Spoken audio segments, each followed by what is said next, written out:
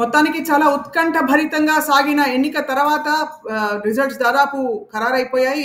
TRS విజయం సాధిస్తోంది అన్న విషయం మనం గమనిస్తున్నాం. అండ్ ప్రస్తుతం మనతో పాటు ఉన్నారు ఆలేరు శాసనసభ్యులు గొంగిడి సునీత గారు. సునీత గారు నమస్కారం అండి. నమస్తే అండి. సో మొత్తానికి ఇది ఘన విజయం అంటారా, ఉత్త విజయం అంటారా? ఘన విజయం అని చెప్పము కానీ విజయం అనే చెప్తాము. ఎందుకంటే మేము ఊహించింది 20,000 పైగా మెజారిటీ వస్తుందని అనుకున్నాము. బీజేపీ ఎన్ని ప్రయత్నాలు చేసినా, ఎన్ని విధాలుగా వాళ్ళు అబద్ధాలు ఆడినా, అదేవిధంగా వాళ్ళు ముందు నుంచి బాగా ప్రిపేర్ అయి ఉన్నారు. సో ఏ విధంగా చూసినా ఒక 20,000 మెజారిటీ తప్పకుండా వస్తుందని మేము అనుకున్నాము. బట్ మెజారిటీ తగ్గినందుకు కొంచెం బాధ అనిపించినా మునుగోడు నియోజకవర్గ ప్రజలు సరైన నిర్ణయం తీసుకున్నారని మాత్రం అనుకుంటాం. సునీత గారు, మీరే అంటున్నారు మెజారిటీ అనుకున్నంత ఆల్రెడీ తగ్గింది, ఇన్ని అంశాలు జరిగినా కూడా అని చెప్పి. ఏమిటి కారణం అంటారు? మీ మీద ఏమైనా వ్యతిరేకత ఉందంటారా ప్రజలకి? కొంత అలా అని కాదు, బీజేపీ ఆడుతున్న అబద్ధాలకి కొంత అమాయకంగా ఉన్న ప్రజలు నమ్మారని మేము అనుకుంటా ఉన్నాము. ఎందుకంటే ఒకవైపు సంక్షేమ పథకాలున్నా ఏమున్నా కానీ టీఆర్ఎస్ అంటే ఇష్టం ఉన్నా, బట్ లాస్ట్ మూమెంట్ లో మీరు ఒక్క మాటని నేను మీకు గుర్తు చేయదలుచుకున్నాను. పోలింగ్ రోజు 1 గంట వరకు బాగా ఉధృతంగా సాగిన పోలింగ్ 1 గంట తర్వాత నెమ్మదించింది. మళ్ళీ సాయంత్రం 5 గంటలకి స్టార్ట్ అయ్యి 6 గంటల లోపల ఎక్కువ పోలింగ్ శాతాన్ని నమోదు చేసుకోవడం మనం గమనించాలి. అంటే వాళ్ళకి ముందుగా సమాచారం రావటం, పోలింగ్ కి వెళ్లే ముందు మీకు మేము తాయిలాలు ఇస్తాము, దాన్ని బట్టి మీరు మాకు ఓటేయండి అని ఒక నమ్మకం పలకడంతో చాలా మంది ఓటర్లు సాయంత్రం వరకు వేచి ఉండి వాళ్ళకి అందాల్సినవి అందిన తర్వాతే వేశారు అనేది ఒక ప్రచారం కూడా జరుగుతా ఉంది. సో మేబీ ఆ ప్రచారం నిజం అనుకుంటే ఇలాంటి అంటే వాళ్ళకి కొంచెం సడన్ గా ఓటు శాతం పెరిగిందని నేను అనుకుంటాను బీజేపీ పార్టీకి. రైట్. మొత్తం అంటే మీరు కూడా చాలా ఉన్న అధికారంతో పూర్తిగా అన్ని విధాలా కూడా బోలెడని పంచారని చెప్పి, అనేక అవకతవకలు జరిగాయని చెప్పి మనకి బీజేపీ నాయకులు, మీ పార్టీ నుంచి బయటకు వెళ్ళిన ఈటెల రాజేందర్ గారు లాంటి వారే ఆరోపిస్తున్నారు. మీరు దాన్ని ఏమాత్రమైనా ఏకీభవిస్తారు? ఇప్పుడు ఈటెల రాజేందర్ అన్న గారు వారు వేరే పార్టీలో ఉన్నారు కాబట్టి డెఫినెట్ గా ఆ పార్టీకి అనుకూలంగా మాట్లాడతారు, మాకు వ్యతిరేకంగానే మాట్లాడతారు కదా. అట్లాగే మా వరకు వస్తే మేము పైసలు ఎన్ని పంచామనేది ఓటర్లు అడిగితే చెప్తారు.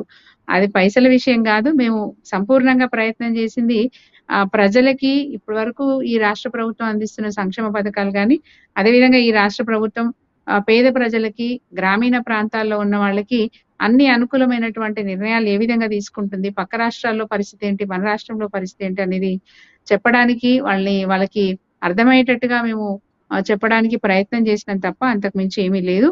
ఈ రోజు వాస్తవంగా చెప్పుకోవాలంటే కూడా ప్రజలు కూడా అంటారు, నిజమే మాకు పక్క రాష్ట్రంలో కరెంటుకి ఇబ్బందులు ఉన్నాయి, మా రాష్ట్రంలో ఇబ్బంది లేదు, ఇక్కడ నీళ్లకి ఇబ్బంది లేదు, అన్ని విధాల అనుకూలంగా వాతావరణం ఉందనేది ఇక్కడున్న ప్రజలు చెప్తున్న విషయం. బట్ ఏంటంటే అక్కడ ఉన్న వాళ్ళంతా కూడా చాలా పేద ప్రజలు. చెప్పాలంటే అది అక్కడ ఎకనామికల్ గా అంత స్ట్రెంగ్త్ అని ఉన్న క్యాడర్ లేదు నేను పర్యటించిన ప్రాంతంలో అయితే. సో అట్లాంటి ప్రాంతంలో అమాయక ప్రజలు ఏ పూటకు ఆ పూట ఆలోచిస్తారు, ఏ రోజు ఏమొస్తే అది మనం యాక్సెప్ట్ చేయాలనే ఒక ఇబ్బందులలో ఉన్నారు. కాబట్టి బహుశా పైసల ప్రభావం బాగా పనిచేసిందని నేను అనుకుంటాను. ఎందుకంటే ముందు నుంచి కూడా రాజగోపాల్ రెడ్డి గారు ఆయన ప్రిపేర్డ్ గా ఉన్నారు, ఎంత డబ్బులైనా పెట్టాలి అని ప్రిపేర్డ్ గా ఉన్నారు. చాలా ముందు నుంచి ఆయన అసలు రాజీనామా చేయక ముందు నుంచే ప్రిపేర్ అయ్యి ఉన్నారు. ఎక్కడెక్కడ ఎంత డంప్ చేయాలో చేశారనేది ముందు నుంచి ఉన్న ప్రచారం. అంటే వాళ్ళకి అనుకూలంగా ఉన్న నాయకులు ఎవరైతే ఉన్నారో వాళ్ళ దగ్గర ముందే ఆయన డంప్ చేసి పెట్టుకొని ఏ టైంకి ఎవరికి, ఈవెన్ ఒక వాట్సాప్ లో ఒక ఫోటో కూడా బయటకు వచ్చింది. అంటే ఏ అకౌంట్ ద్వారా ఎంతమందికి డబ్బులు ట్రాన్స్ఫర్ అయ్యాయి అనేది కూడా బయటకు వచ్చింది. దాన్ని బట్టి చూస్తే వాళ్ళు ముందుగానే ఓటర్లకి ఎట్లా చేరవేయాలనేది ఒక ప్రీ ప్లాన్డ్ గా వాళ్ళు వ్యవహారం చేస్తున్నారు. సో పేదరికంలో ఉన్న కుటుంబాలు కొంత అంటే నియతగా కూడా ఉంటారు కదా డబ్బులు తీసుకున్న తర్వాత.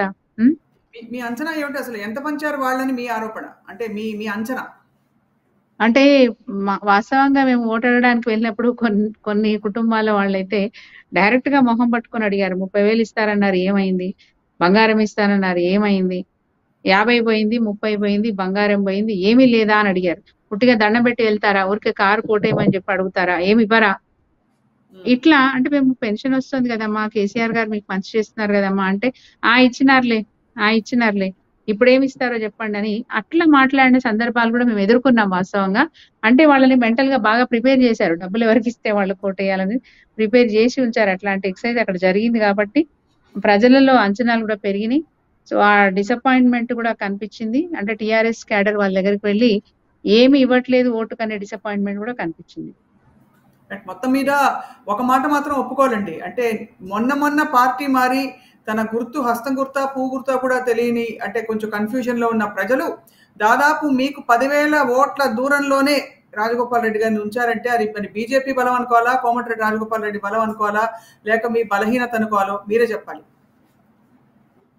మాది బలహీనత అని నేను చెప్పలేను. ఎందుకంటే ప్రజలలో అంటే ఒకప్పుడు మేము బలహీన పడ్డాం కాబట్టి లాస్ట్ టర్మ్ ఓడిపోయినాం. ఈసారి బలపడుతున్నాం కాబట్టి ఈసారి గెలిచినాం. రెండోది ఏంటంటే 3.5 సంవత్సరాలు రాజగోపాల్ రెడ్డి గారు ఎమ్మెల్యేగా ఉండడం ఒక విషయం. మా క్యాండిడేట్ అక్కడ ఎమ్మెల్యేగా లేకపోవడం అనేది ముఖ్యమైన విషయం, గుర్తించాల్సిన విషయం. రెండోది ఏంటంటే బీజేపీ పార్టీకి బలం ఉందంటే ఒప్పుకోను. ఇది కేవలం రాజగోపాల్ రెడ్డి గారి తాయిలాల వల్ల వచ్చిన ఓట్లు తప్ప బీజేపీ పార్టీకి బలం ఉందని ఒప్పుకోను. అట్లాగే కాంగ్రెస్ పార్టీని పాపము ఆ అమ్మాయిని స్రవంతి గారిని ఎన్నికల్లో నిల్చోబెట్టి తనని ఏకాకిం చేశారు.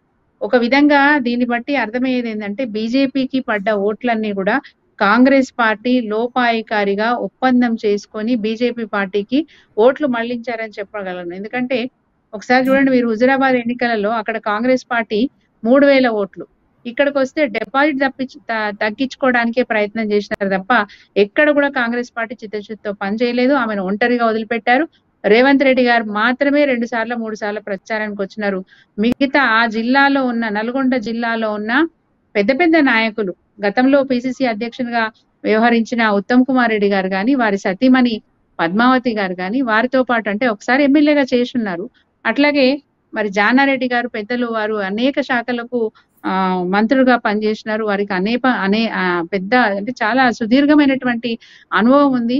అట్లాగే సొంత అన్ననే తప్పించుకొని వెళ్ళి బాజాప్తా ఆయన ఆడియో కూడా బయటపడింది, వాట్సాప్ లో వైరల్ అయింది.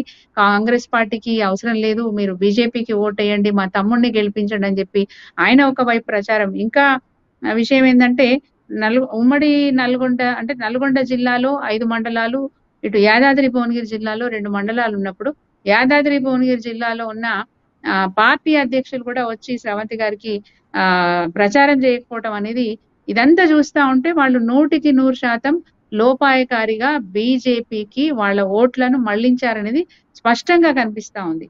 ఇది అంటే దీన్ని బట్టి అర్థమయ్యేది ఏంటంటే రాజగోపాల్ రెడ్డి బలంగా ఉన్నాడని కాదు, కాంగ్రెస్ పార్టీ వాళ్ళకి అంటే ఎన్నో సంవత్సరాల నుంచి అక్కడ పాల్వాయి గోవర్ధన్ రెడ్డి గారు సేవలు అందించారు. కాంగ్రెస్ పార్టీకి బలం ఉంది. ఆ బలాన్ని ఈ రోజు బీజేపీకి మరి దారబోసారని మేము అనుకుంటా ఉన్నాం. మొత్తం మీద ఏదైనా సరే మొత్తానికి టీఆర్ఎస్ గెలుపు అయితే సాధించింది. అంటే క్లిష్టమైన పరిస్థితులు వచ్చిన ఉప ఎన్నికని నిలబెట్టుకోవాలి ఎట్లా అయినా అని చెప్పి కసరత్తు చేసి మీ వాళ్ళు కూడా ఐ థింక్ 70 మంది ఎమ్మెల్యేలు బరిలోకి దిగారు, స్టేట్ మినిస్టర్స్ అందరూ వాస్తవంగా కష్టపడ్డాము. ఎందుకంటే ప్రజలు మోసపోకూడదు, ప్రజలు మోసపోయినా చిన్నపాటి ఏమరపాటుతో ఉన్నా రేపు నష్టం జరుగుతుందనే ఉద్దేశంతో మేము కూడా కష్టపడ్డాం వాస్తవంగా. అండ్ ఒకటి మేము చెప్పగలుగుతాం, ఈ రోజు నల్గొండ జిల్లాలో 3వసారి బై ఎలక్షన్ వచ్చింది. సరే అవతల పార్టీ వాళ్ళ కుట్రలు అనుకోని సందర్భాలు కావచ్చు, ఇవన్నీ జరిగి ఈ రోజైతే జిల్లాలో హ్యాట్రిక్ సాధించడం అనడానికి ఇది మాకు ఒక మంచి అవకాశం అని చెప్పుకోవాలి. నల్గొండ జిల్లాలో టిఆర్ఎస్ పార్టీ బలపడిందని చెప్పుకోవడానికి ఇది ఒక అవకాశంగా మేము చెప్పుకోవడానికి మాకు ఉపయోగపడిందని చెప్పుకుంటాం. ఫైనల్ క్వశ్చన్ అండి, మీకు ఫామ్ హౌస్ అంశం కూడా కొంత అనుకూలించింది అనుకోవచ్చా? ఓటుకు నోటు దాని ప్రభావం పెద్దగా లేదండి, దాని ప్రభావం ఏం పెద్దగా పడలేదు. ఎందుకంటే సామాన్యుడికి ఈ ఫామ్ హౌస్ టాపిక్ అనేది పెద్దగా వాళ్ళ వరకు చేరలేదు. అండ్ అట్లాగే లీడర్స్ లో కూడా ఇవన్నీ కామనే కదా, మాకు బీజేపీకి అలవాటే కదా అని బీజేపీ నాయకులు అనుకున్నారు. కాంగ్రెస్ పార్టీ కూడా చాలా లైట్ గా తీసుకుంది. ఒక టిఆర్ఎస్ పార్టీ మాత్రమే రాష్ట్ర స్థాయిలో చాలా సీరియస్ గా దాని గురించి స్పందించింది. అది గ్రామీణ ప్రాంతాల వరకు చేరలేదు, దాని ప్రభావం పెద్దగా లేదని నేను అనుకుంటాను. ఇప్పుడు మీకు 2వ స్థానంలో ఎవరున్నారని మీరు అనుకుంటున్నారు, అంటే ఓవరాల్ గా స్టేట్ లో? డెఫినెట్ గా ఇప్పటి వరకు చూస్తున్న పరిస్థితిని బట్టి చూస్తే రాజగోపాల్ రెడ్డి గారు 2వ స్థానంలోకి వస్తున్నారు. నేను ఇందాక చెప్పాను కదా, కాంగ్రెస్ పార్టీ ఓట్లన్నీ కూడా బీజేపీకి మళ్లించారు. మళ్లించినప్పుడు డెఫినెట్ గా రెండో స్థానంలో బీజేపీ ఉంటుంది కదా. రాజగోపాల్ రెడ్డి గారికే ఆ ఓట్లన్నీ కూడా మళ్లించారు, లోపాయికారి ఒప్పందంతో చేశారు.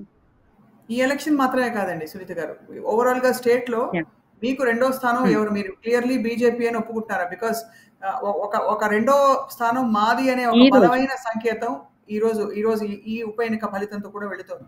సో ఈ రోజు మునుగోడులో వాళ్ళు రెండో స్థానంలో వచ్చిన, గతంలో హుజరాబాద్ లో మొదటి స్థానంలో ఉన్న, దుబ్బాకలో మొదటి స్థానంలో ఉన్న, మరి అంతకంటే ఆ మధ్యలో వచ్చిన 2 ఎలక్షన్స్ కూడా, అంటే మనకు ఇక్కడ హుజూర్ నగర్ చూసుకున్నా, నాగార్జున సాగర్ చూసుకున్నా, ఎక్కడ చూసుకున్నా టిఆర్ఎస్ పార్టీకి ఓట్లు ఎక్కడ కూడా తగ్గలేదు.